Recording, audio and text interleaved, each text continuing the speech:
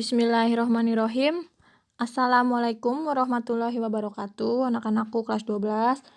Mudah-mudahan kalian semua tetap semangat, tetap sehat, dan tetap terus terpicu untuk belajar meskipun dengan kondisi seperti ini ya. Alhamdulillah kalian telah melaksanakan PTS minggu lalu. Untuk selanjutnya kita akan masuk ke bab baru, bab 3 tentang medan atau induksi magnetik. Nah, di sini maksudnya kita akan mempelajari tentang konsep-konsep magnet.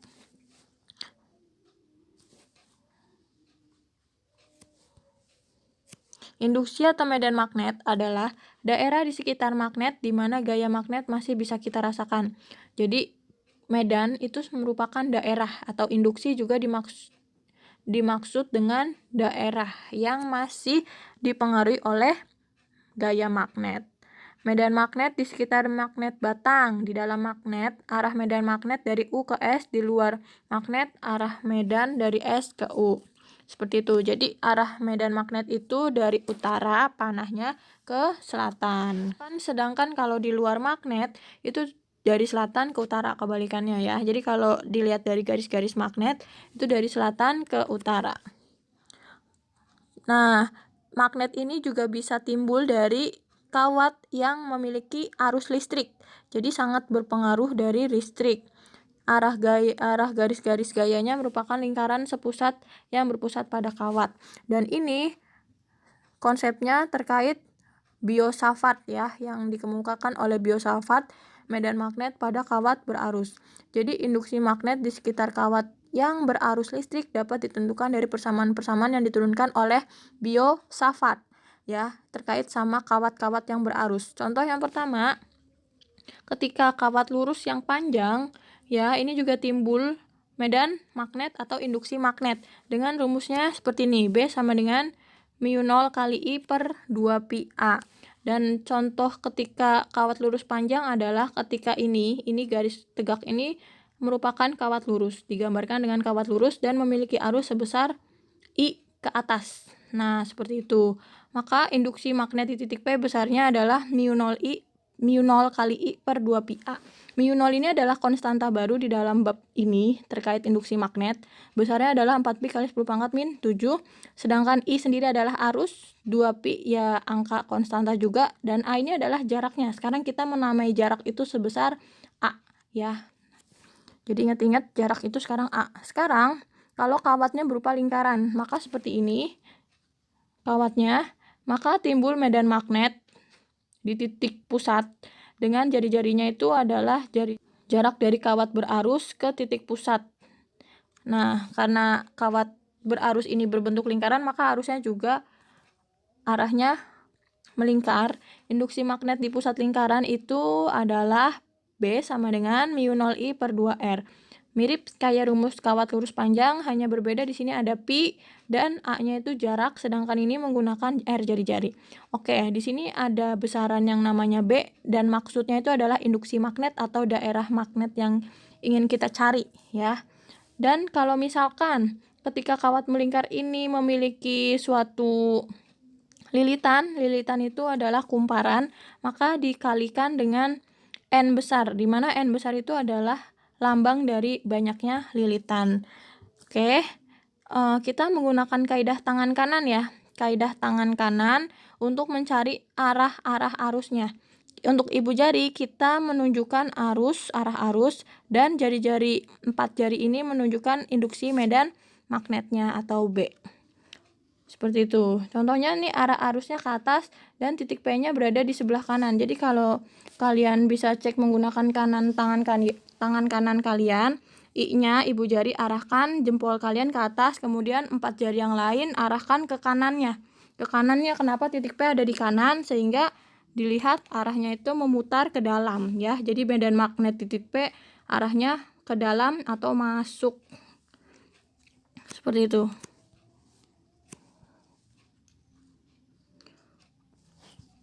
Untuk kawat selanjutnya ada yang kita kenal dengan istilah kawat solenoida. Solenoida itu adalah suatu kawat panjang yang memiliki kumparan, jadi dililitkan seperti ini. Nah, di sini ada dua yang kita cari medan magnetnya. Ada medan magnet yang di tengah atau kita lambangkan dengan BT. Rumusnya mu0 kali IN per L. Mu0 konstanta, I-nya arus, N itu banyaknya kumparan, dan L itu adalah panjang dari solenoidanya. Di ujung kawat, biasanya itu lebih kecil dibandingkan yang di tengah. Ini kan di tengah nih. Kalau di ujung kawat, semakin ke ujung itu semakin kecil medan magnet. Sehingga rumusnya mu0 IN dibagi 2L ya. Jadi lebih kecil kalau di ujung kawat. Dimana N-nya jumlah lilitan, L-nya itu panjang solenoida. Untuk kawat toroida ini adalah suatu kawat melingkar yang ada kumparannya. Jadi bentuknya seperti ini dan memiliki jari-jari R. Sehingga untuk mencari induksi magnet di toroida akan sama dengan mu0 IN dibagi 2 PR, di mana R-nya jari-jari. Untuk ketentuan keterangannya, L panjang kawat, mu0 ini nih ya, angkanya 4pi kali 10 pangkat minus 7, dan R-nya jari-jari toroida. Untuk I pasti kalian sudah tahu semua, I-nya arus. Terus tadi A itu ada yang menyebutnya sebagai jarak dari kawat ke titik. Terus juga ada yang R itu jari-jari maksudnya.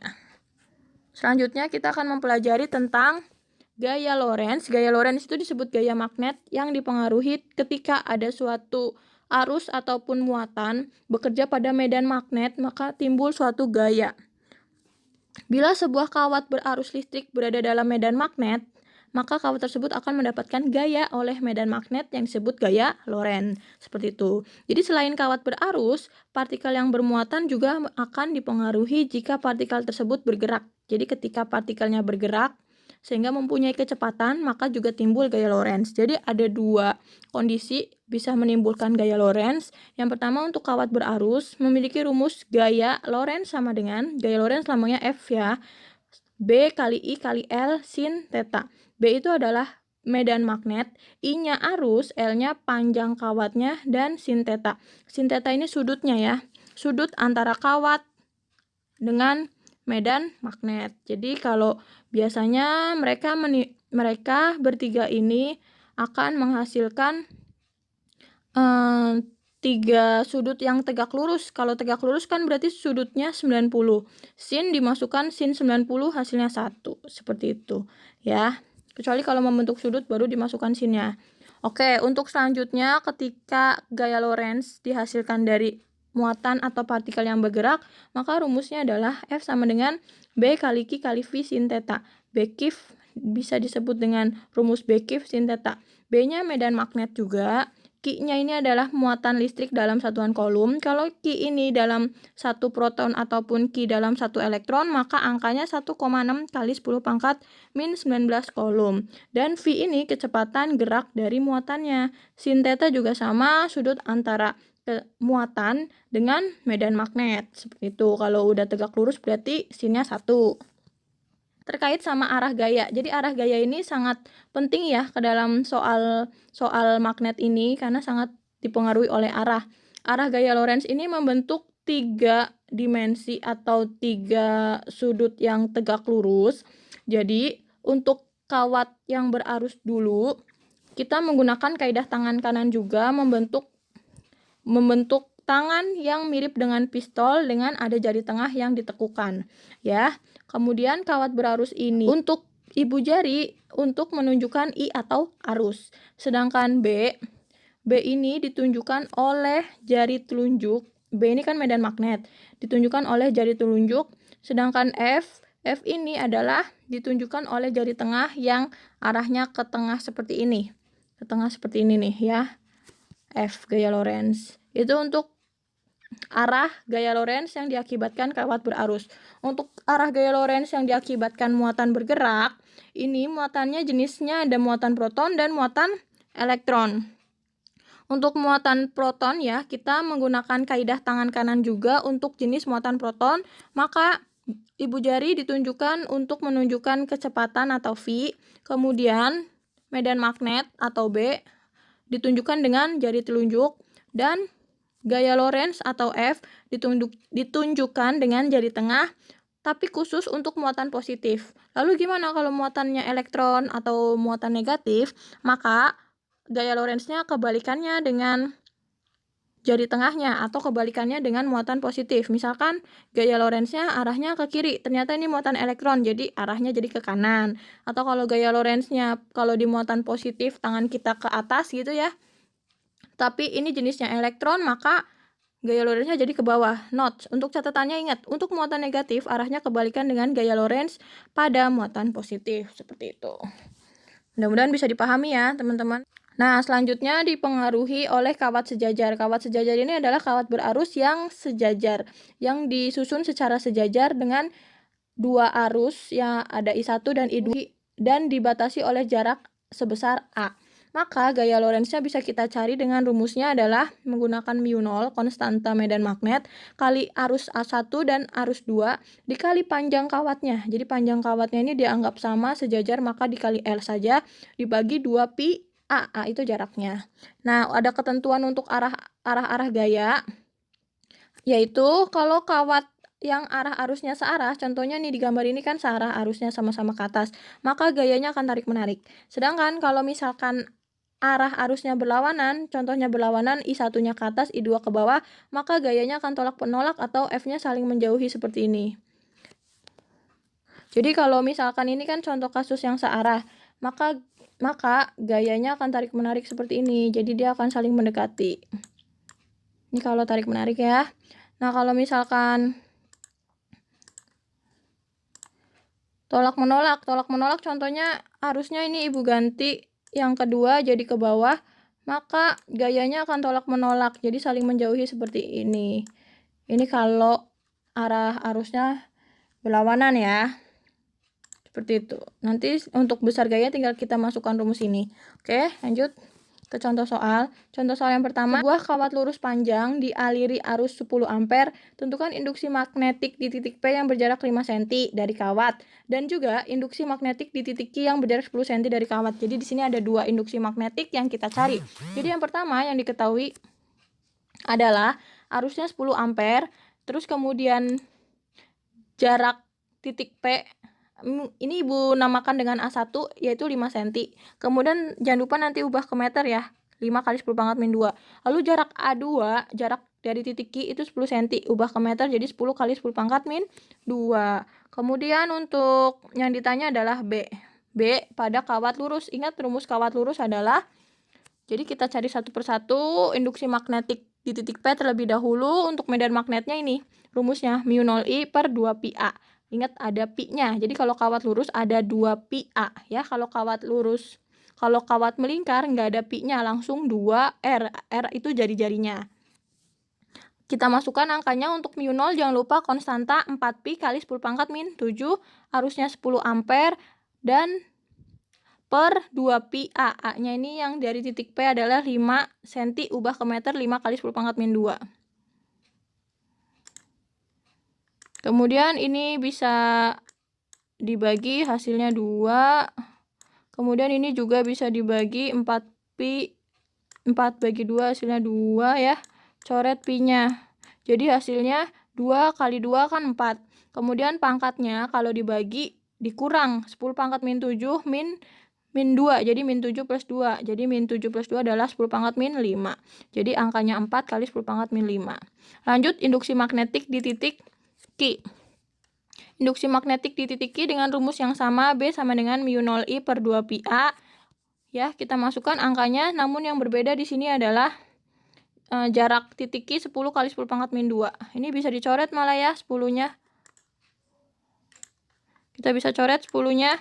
Kemudian ini 4pi bagi 2pi adalah 2. Jadi 2 kali 10 pangkat min 7 plus 2 min 5. Jadi yang di titik P adalah 4 kali 10 pangkat min 5 Tesla ya. Jadi medan magnet satuannya Tesla. Dan induksi magnetik di titik Q adalah 2 kali 10 pangkat min 5 Tesla. Ingat ya, medan magnet satuannya Tesla. Lanjut soal kedua.